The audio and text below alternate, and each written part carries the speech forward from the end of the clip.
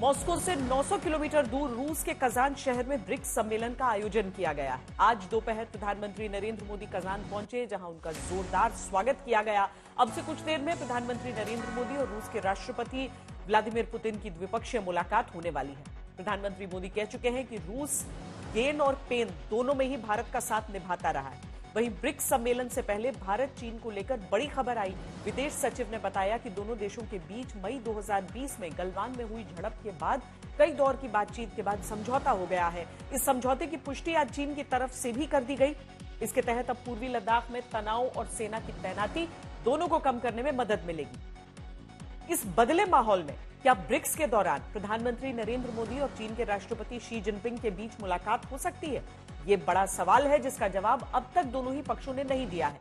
हालांकि अपने मसलों को बातचीत से सुलझाने वाला भारत रूस यूक्रेन से लेकर इजरायल की जंग में बड़ी कूटनीतिक भूमिका निभा सकता है। ब्रिक्स में ये मुद्दे भी उठेंगे।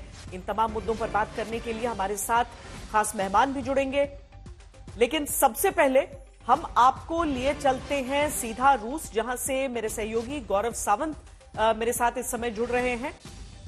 गौरव, प्रधानमंत्री का स्वागत तो जिस तरीके से हम देखते हैं अलग अलग देशों में बहुत जबरदस्त तरीके से होता है, वैसा आज यहां पर भी हुआ है।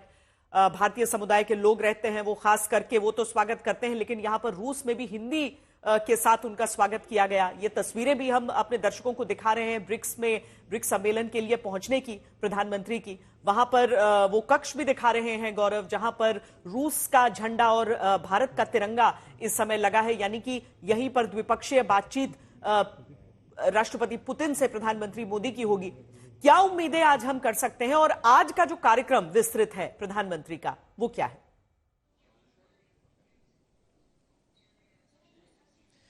उम्मीदें तो बहुत हैं, खासतौर पर जब भारत और रूस के संबंधों की बात करें श्वेता, तो ये दो ऐसे देश हैं। प्रधानमंत्री नरेंद्र मोदी, विदेश मंत्री डॉक्टर एस जयशंकर और भारत का विदेश मंत्रालय कई बार कह चुका है कि रूस भारत का सुख दुख का साथी रहा है। हर परिस्थिति में कोई ऐसा समय नहीं रहा जहां रूस ने कोई ऐसी गतिविधि की हो या कोई ऐसी कार्रवाई की हो जो भारत के हित में न हो। तो रूस भारत का हितैषी है और भारत और रूस के संबंध लगातार और मजबूत होते जा रहे हैं। मतलब अगर आप 50 के दशक में देखें से शुरुआत करें, 1971 के युद्ध के समय बात करें, कारगिल के युद्ध के समय बात करें, जब रूस ने अपनी सेना के हथियार निकालकर, अपनी सेना के टैंक निकालकर भारतीय सेना को उस समय दिए थे कि अगर कोई आवश्यकता पड़े तो रूस भारत के साथ है, या 71 में जब उनकी फ्लीट आकर अमेरिकन 7 फ्लीट के बगल में खड़ी हो गई थी भारत की रक्षा के लिए, या उनकी 2 डिवीजन चाइना के बॉर्डर पर आके खड़ी हो गई थी कि चाइना 71 में हमें दुख ना दे, या फिर इस समय भारत और रूस के संबंध ऐतिहासिक है, सशक्त है। कजान शहर में जो ये ब्रिक्स की समिट हो रही है और ब्रिक्स समिट के साथ साथ भारत रूस की जो बातचीत हो रही है, ये बहुत महत्वपूर्ण है श्वेता। एक और इसमें पहलू जुड़ जाता है, भारत इकलौता वो देश है जिसका रूस में भी बहुत सम्मान है और यूक्रेन में भी बहुत ज्यादा सम्मान है। प्रधानमंत्री नरेंद्र मोदी विश्व के इकलौते ऐसे नेता हैं जिनके अवभगत के लिए रूस भी तैयार रहता है और यूक्रेन भी तैयार रहता है, और विश्व ये तलाशता है कि क्या शांति का कोई मार्ग निकल सकता है। तो रूस की यात्रा जुलाई में हुई, उसके बाद यूक्रेन की यात्रा प्रधानमंत्री ने की। दोनों ही मैंने ग्राउंड जीरो पर कवर की और अब एक बार फिर प्रधानमंत्री नरेंद्र मोदी यहां कजान में है।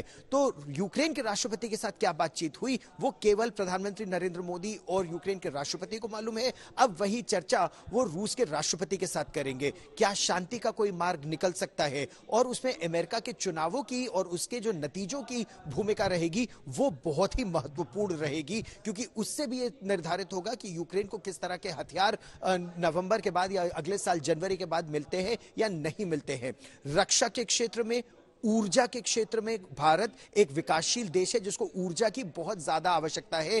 तेल की, गैस की, वो परमाणु एनर्जी की, वो निरंतर आपको रूस से ही मिल रही है और बहुत सस्ते दामों में मिल रही है। उससे भारत का बहुत लाभ हो रहा है और भारत की वजह से विकासशील देशों का बहुत लाभ हो रहा है। तो इन सब दिशाओं में दोनों देशों की ये द्विपक्षीय बातचीत बहुत महत्वपूर्ण है। ये पहली द्विपक्षीय बातचीत। चाइना को लेकर कोई अपडेट अभी तक नए राष्ट्रपति गौरव?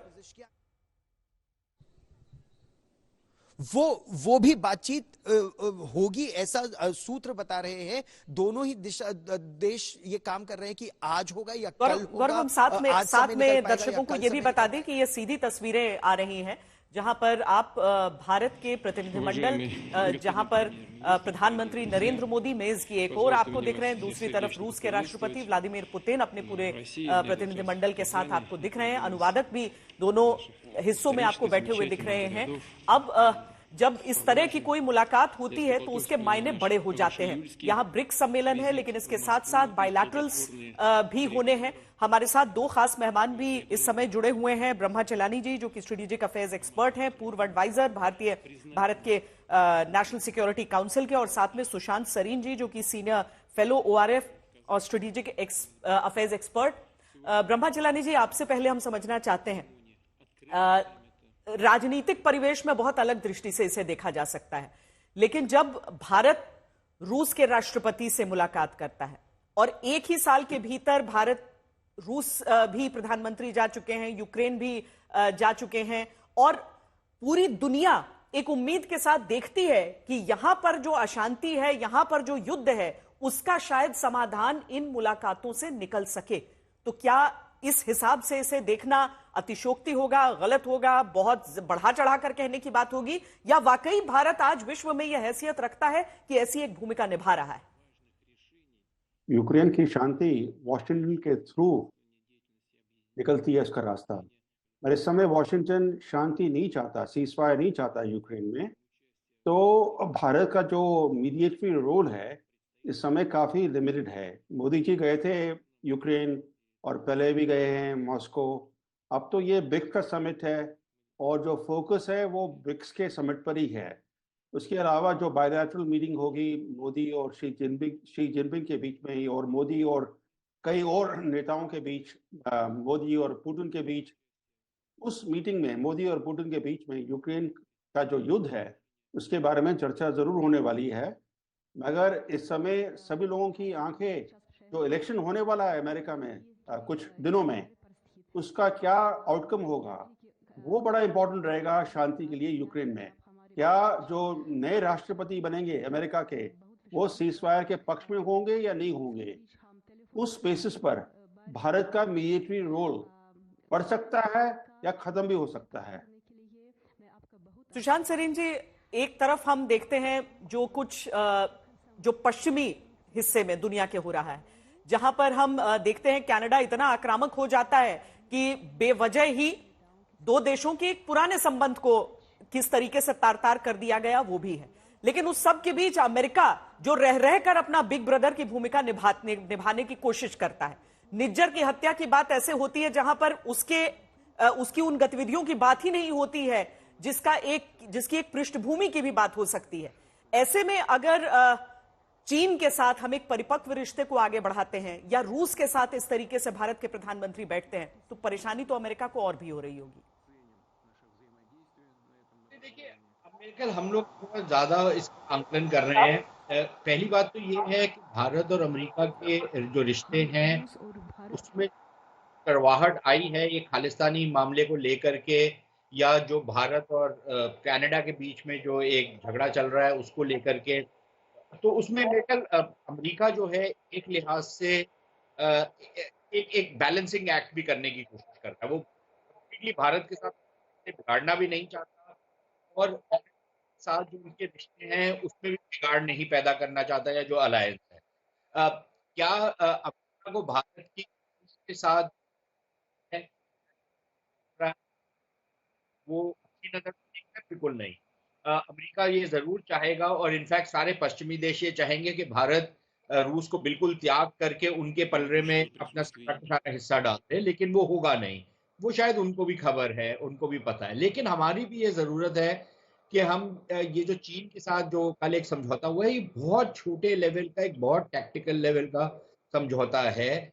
चीन से जो हमारे को खतरा है, या चीन जो हमारे साथ कार्रवाई करता है, उसको हम नजरअंदाज नहीं कर सकते। और चीन